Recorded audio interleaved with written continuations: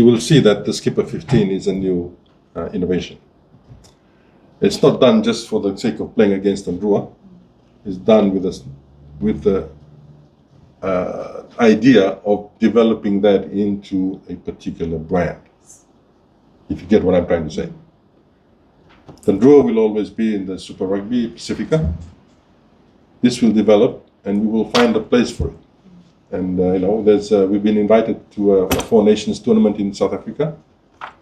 This is probably the team that will go with a few of the more experienced players. So it's part of developing the local pool of players, and what opportunities are in Europe that we might want to explore, what opportunities are there in the USA that we can, and then we're having these conversations with the professional sports administrators in the US, in Europe.